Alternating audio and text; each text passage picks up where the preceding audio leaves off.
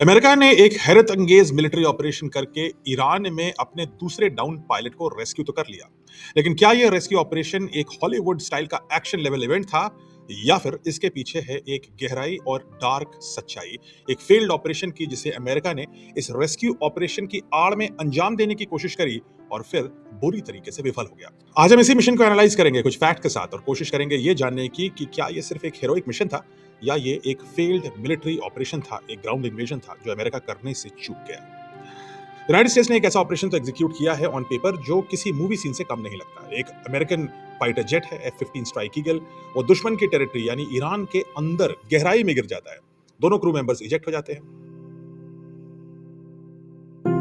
जो पायलट है उसे तुरंत रेस्क्यू कर लिया जाता है, लेकिन जो वेपन कमांडर है फॉर सम रीजन वो बहुत दूर गिरता है, वो पायलट से भी कहीं दूर चला जाता है और डीप हॉस्टाइल टेरिटरी में 2 दिन तक मिसिंग रहता है। अब सोचिए कि एनिमी टेरिटरी है, माउंटेन है, लोकल फोर्सेज यानी ईरान की फोर्सेज इसे सर्च कर रही हैं, लोकल लोगों को पे $60,000 का इनाम है, तो वो भी उसके पीछे लगे हुए हैं और उस ऑफिसर के पास बस एक हैंडगन है और एक कम्युनिकेटर है जो एन्क्रिप्टेड मैसेज देता है। ऐसी स्थिति में अक्सर कंट्रियां वेट करती हैं, रिस्क नहीं लेती, लेकिन अमेरिका किसी हॉलीवुड मूवी की तरह डिसीजन लेता है और कहता है we go in and we bring him back.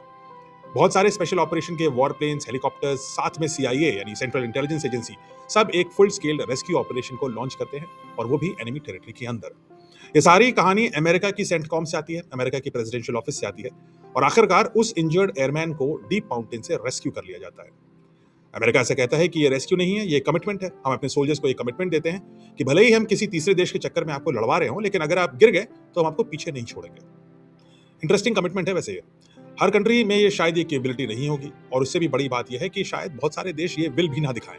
अब अमेरिका के व्हाइट हाउस के हिसाब से ये वो दिखाता है जो अमेरिका की मूवीज हॉलीवुड में दिखाती हैं कि यूएस मिलिट्री सिर्फ टेक्नोलॉजी नहीं बल्कि रिजॉल्व और रिस्क लेने की कैपेसिटी रखती है। लेकिन इस पूरे ऑपरेशन की गहराई तक जाना जरूरी है, तो हम बात करते हैं इस हॉलीवुड स्टाइल रेस्क्यू ऑपरेशन की एक्चुअल कॉस्ट की और फिर बात करेंगे एक ऐसी गहरी सच्चाई की जो शायद आपको कोई नहीं बता रहा, अमेरिका तो बिल्कुल नहीं बताएगा, जो बहुत ही खतरनाक रियलिटी में तब्दील हो सकती थी और शायद यहां पर इसके इस वॉर का टर्निंग पॉइंट देखा जा सकता है। तो जुड़े रहिएगा अंत तक।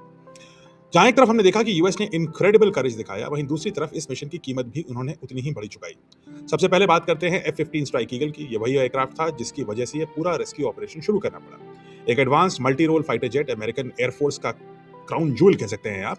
ये डीप स्ट्राइक, प्रिसिशन बॉम्बिंग और एयर सुपीरियरिटी ये सब काम कर सकता है, यानी सब कुछ कर सकता है जो एक मॉडर्न फाइटर जेट से आप करवाना चाहें। अब इसमें 2 क्रू मेंबर होते हैं, एक पायलट और एक वेपन सिस्टम ऑफिसर। एक हवाई जहाज की जो कॉस्ट है F-15 की वो $100 मिलियन है, यानी 1,000 करोड़ रुपए। ये तो गया। अब आगे बढ़ते हैं और दूसरे मेजर लॉस की तरफ जाते हैं। जैसे ही F-15 के गिरने की न्यूज आई, अमेरिकन एयरफोर्स ने एक A-10 वॉरहॉक हवाई जहाज को रवाना किया कि वो जाकर के लो एल्टीट्यूड पे फ्लाई करे और पता करे कि ये एयरक्राफ्ट कहाँ गिरा है। A-10 को फ्लाइंग टैंक भी कहा जाता है क्योंकि ये ग्राउंड सपोर्ट और आर्मर्ड टारगेट्स को डिस्ट्रॉय करने में माहिर है। बहुत स्लो है लेकिन बेहद पावरफुल और ड्यूरेबल है। अब इसकी कीमत है $19 मिलियन, यानी लगभग 200 करोड़ रुपए। अब ऐसा ही A-10 जब इस एरिया में सर्वेलेंस कर रहा था, इस F-15 को ढूंढ रहा था, तो ईरान की एयर डिफेंस सिस्टम ने इसको भी मार गिराया, यानी कि 200 करोड़ और गए। लेकिन लॉसेस यहीं तक सीमित नहीं थे। अब आते हैं उस बैकबोन पर जिससे पूरे रेस्क्यू ऑपरेशन को पॉसिबल बनाया जा सकता था और वो था C-130 हरक्यूलिस। ये हेवी लिफ्ट एयरक्राफ्ट है। Troops, equipments, logistics, armoured vehicles सबको ले जाने के लिए ये क्रिटिकल बैकबोन है। लॉन्ग रेंज और डिफिकल्ट टेरेन में ऑपरेट कर सकते हैं और इनकी कैपेबिलिटी ही सबसे बड़ी ताकत है। इसकी कॉस्ट पर एयरक्राफ्ट है लगभग 100 मिलियन, यानी 1,000 करोड़ रुपए, यानी ये 15 के बराबर, ये भी महंगा है। लेकिन अमेरिका को एक नहीं दो C-130 हवाई जहाजों का लॉस हुआ इस ऑपरेशन में, यानी 2,000 करोड़ रुपए और गए। और इस मिशन का एक और सबसे रिस्की फेज भी बाकी है और वो है UH-60 black hawk helicopters. Helicopters directly extraction के लिए इस्तेमाल होते हैं, बहुत ही कम ऊंचाई पर उड़ते हैं, वेल आर्मर्ड हैं और हॉस्टाइल टेरिटरी के अंदर जाकर के अपने गिरे हुए पायलट या कोई घायल सोल्जर को रेस्क्यू कर सकते हैं। यही वो स्टेज होता है जहां रिस्क सबसे ज्यादा बढ़ जाता है। हर हेलीकॉप्टर की कॉस्ट है लगभग 30 मिलियन, यानी 300 करोड़ रुपए और इस अकेले ऑपरेशन में ऐसे 2 हेलीकॉप्टर डिस्ट्रॉय हुए, यानी कि हेलीकॉप्टर लॉस 600 करोड़ का। तो चलिए अब गणित कर देते हैं, इन सबको जोड़ देते हैं। इस पूरे ऑपरेशन में सिर्फ हवाई जहाज और हेलीकॉप्टर का जो लॉस है वो 3,800 करोड़ रुपए का है। इसके अलावा personal cost, fuel cost, operating expenses ये सब मिला लें तो ये ऑपरेशन कम से कम 5,000 करोड़ रुपए का अमेरिका के टैक्स पेयर को चुकाना होगा और ये सब एक पायलट बचाने के लिए। मिशन नोबल है, मैं मान सकता हूँ, लेकिन 5,000 करोड़ का खर्चा फिर भी हुआ यूएस को और मेजर हार्डवेयर का लॉस हुआ। इस एक पायलट को बचाने के लिए अमेरिका ने बहुत सारे अपने पायलट्स को इंजर और करा लिया, जिनको रेस्क्यू करना पड़ा, जिनको हॉस्पिटल ले जाना पड़ा। यानी एक तरफ हम ये देख रहे हैं कि यूएस ने अपने सोल्जर्स को बचाने के लिए तो जी जान लगा दी, लेकिन दूसरी तरफ इस मिशन की जो कॉस्ट है, इंक्लूडिंग ह्यूमन कॉस्ट, वो भी मैसिव रही। लेकिन कहानी सिर्फ कॉस्ट पे खत्म नहीं होती। एक देश अपने सैनिक को बचाने के लिए बहुत खर्च कर सकता है, इसमें कोई दो राय नहीं है। कोई भी देश ऐसा करेगा और करना ही चाहिए। लेकिन इस कहानी में ट्विस्ट कहीं और है, और यहां आती है इसकी एक डार्क सच्चाई। इस स्टोरी को थोड़ा सा रिवाइंड करते हैं। मैंने आपको बोला था कि इस एक ऑपरेशन में अमेरिका ने 2 C-130 हरक्यूलिस का लॉस झेला। C-130 एक हेवी ट्रांसपोर्ट एयरक्राफ्ट है। एक सोल्जर इंजर्ड था, उसके लिए दो हेवी ट्रांसपोर्ट एयरक्राफ्ट क्यों भेजे गए? एक C-30 एयरक्राफ्ट में करीब 90 से ज्यादा कॉम्बैट ट्रूप कैरी हो सकते हैं, यानी 2 C-130 एयरक्राफ्ट 200 के लगभग कॉम्बैट ट्रूप्स को कैरी कर सकता था। अब रिपोर्ट्स के मुताबिक हालांकि यूएस को 2 C-130 हर्कुलिस एयरक्राफ्ट का लॉस हुआ, लेकिन ईरान में उसने इससे भी ज्यादा number of C-130 Hercules aircraft भेजे थे। यानी सैकड़ों की संख्या में सोल्जर्स को लैंड करा करके कोई ऑपरेशन कराने की कैपेबिलिटी यूएस ने डिप्लॉय करी थी ईरान में। अब ये C-130 की कहानी काफी अजीब है, क्योंकि नॉर्मली अगर एक आपका पायलट है जिसके पास ट्रांसमीटर है जो एन्क्रिप्टेड चैनल पे आपको मैसेज भेज रहा है, उसकी लोकेशन आपको भली भांति पता है, वो किसी रगेड टेरेन में फंसा हुआ है, यानी वो चल करके किसी फिक्स्ड विंग एयरक्राफ्ट तक तो नहीं आने वाला, उसको एक छोटा सा हेलीकॉप्टर जाकर के रेस्क्यू कर सकता था, एक छोटा स्पेशल ऑपरेशन किया जा सकता था। हो सकता है उस हेलीकॉप्टर को थोड़ी एयर कवर की आवश्यकता होती, उसके लिए C-130 की जरूरत थी ही नहीं।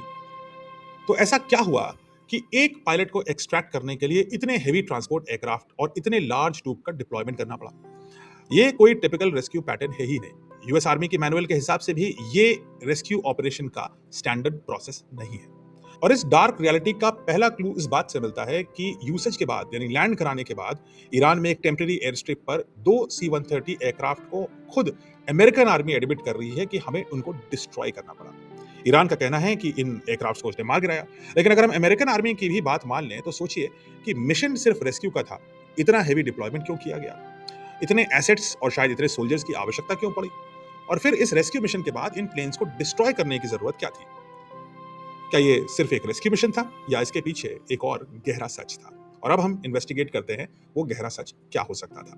न्यूयॉर्क टाइम्स की रिपोर्ट के मुताबिक मिसिंग यूएस एयरमैन को रेस्क्यू किया गया था इस्फहान प्रोविंस के एक माउंटेनस रीजन से, यानी पहाड़ी एरिया में, इस्फहान प्रोविंस में। अब अगर इस्फहान के नाम से आपको कुछ याद आ रहा है तो आप एकदम सही रास्ते पर हैं। इस्फहान वही जगह है जहां पर ईरान स्टोर करता है अपना न्यूक्लियर फ्यूल, और जहां है ईरान का सबसे बड़ा न्यूक्लियर रिएक्टर, जिस पर इजराइल और यूएस लगातार बमबाजी कर रहे थे। और यह भी कहा जा रहा था कि America ground troops, specially airborne troops का इस्तेमाल कर सकता है इस्फहान की इस फैसिलिटी को ग्राउंड अटैक करके ये न्यूक्लियर फ्यूल को ले जाने के लिए।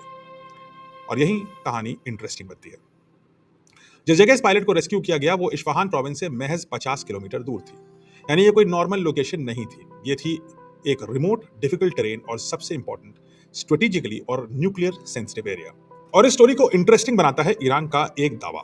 ईरान के मुताबिक ये सिर्फ रेस्क्यू मिशन नहीं था अमेरिकन आर्मी का।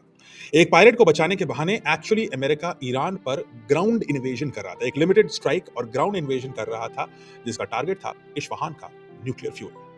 ईरान का कहना है कि इस ऑपरेशन को एक कवर की तरह इस्तेमाल कर रहा था अमेरिका, ताकि सीक्रेटली वो अपने स्पेशल ट्रूप्स को भेज करके एनरिच्ड यूरेनियम को सीज कर सके। 650 किलोग्राम एनरिच्ड यूरेनियम जो आगे चल के बन सकती है 11 न्यूक्लियर बॉम्ब्स में। दरअसल पहले भी रिपोर्ट सामने आ चुकी थी कि यूएस ने ईरान के न्यूक्लियर साइट से न्यूक्लियर यूरेनियम निकालने के प्लान्स पर काम कर लिया है। कई दिनों तक यूएस के ग्राउंड ट्रूप्स और उनके स्पेशल ऑप्स इसकी बार बार प्रैक्टिस कर रहे थे कि किस प्रकार से वो इस्फहान के इस न्यूक्लियर रिएक्टर पर रेड कर सके। ईरान का कहना है कि ईरान की फोर्सेस ने यूएस के इस डार्क प्लान को पूरी तरीके से नष्ट कर दिया। यानी एक ही घटना, दो बिल्कुल अलग अलग नैरेटिव। अमेरिका कह रहा है कि ये सिर्फ एक सक्सेसफुल रेस्क्यू मिशन था जिस पर शायद हॉलीवुड बाद में कोई मूवी बनाएगा। अमेरिका ये नहीं बता रहा है कि इस रेस्क्यू मिशन में इतने हेवी ट्रांसपोर्ट एयरक्राफ्ट की क्या जरूरत थी और उन ट्रांसपोर्ट एयरक्राफ्ट को डिस्ट्रॉय करने की क्या मजबूरी आ गई। दूसरे हाथ पे ईरान कह रहा है कि पायलट को रेस्क्यू करना तो बस एक छोटा सा बहाना था, असली निगाह तो थी इस्फहान के न्यूक्लियर फ्यूल पर। ईरान का यह भी कहना है कि इन हरक्यूलिस विमान का इस्तेमाल करके यूएस ने सैकड़ों स्पेशल ऑप ट्रूप्स को ईरान के डीप लैंड किया, इस्फहान के पास लैंड किया, ताकि वो इस न्यूक्लियर पावर फैसिलिटी पर अटैक करके न्यूक्लियर फ्यूल को अपने साथ ले जाएं। अब सवाल यह है कि इनमें से सच कौन बोल रहा है? क्या ये सिर्फ एक हीरोइज्म की कहानी है अमेरिकन आर्मी की, या फिर ये कहानी है एक डार्क लेकिन खतरनाक मिशन की जिसको अमेरिका ने शुरू तो किया लेकिन अपने असली मुकाम तक ले जाने में नाकामयाब रहा? हमें नहीं पता कि एग्जैक्ट सच्चाई क्या है, और लगता है कि अगले कई सालों तक जब तक ये फाइल्स डीक्लासिफाई नहीं होंगी हमें पता भी नहीं लगेगा कि एक्चुअल में रियलिटी क्या थी। लेकिन इस कहानी को रिकंस्ट्रक्ट करने के लिए हमने कुछ ऐसे फैक्ट्स का इस्तेमाल किया है जिसको शायद दोनों साइड मानते हैं और फिर एक थ्योरी बिल्ड करने की कोशिश करेंगे। अब आप चूंकि मेरे साथ इस मिशन पर काफी दिनों से जुड़े हुए हैं इस युद्ध की शुरुआत से, आप भी इस युद्ध को भली भांति जानते हैं। आपको क्या लगता है, क्या अमेरिका वाकई सिर्फ एक रेस्क्यू ऑपरेशन कर रहा था? अगर कर रहा था, तो इतने बड़े-बड़े हवाई जहाज़ों को ले जाने की क्या ज़रूरत थी जब रेस्क्यू सिर्फ एक पायलट को करना था और आराम से एक हेलीकॉप्टर से हो सकता था? क्या आपको लगता है कि अमेरिका ने वाकई अपने स्पेशल ऑप ट्रूप्स को लैंड किया? उन्होंने जब ऑपरेशन शुरू किया तो उन्हें लगा कि उन्हें ईरान की फौज से जो रेजिस्टेंस मिल रहा है, उसको वो बेयर नहीं कर सकते और फिर वो वापस निकल गए और निकलते समय जैसा उन्होंने अफगानिस्तान में किया था, अपने ही हथियार पीछे छोड़ गए और फिर उन हथियारों को डिस्ट्रॉय कर दिया यूएस की फोर्स ने, जैसा यूएस मान रहा है कि हमने खुद डिस्ट्रॉय किया। एक और सबूत इस पूरी कहानी में इंपॉर्टेंट है, जो आप कमेंट देंगे तो उस चीज़ को ज़रूर ध्यान में रखिएगा। इस ऑपरेशन के खत्म होने के बाद अमेरिका में तो खुशी की लहर होनी चाहिए थी।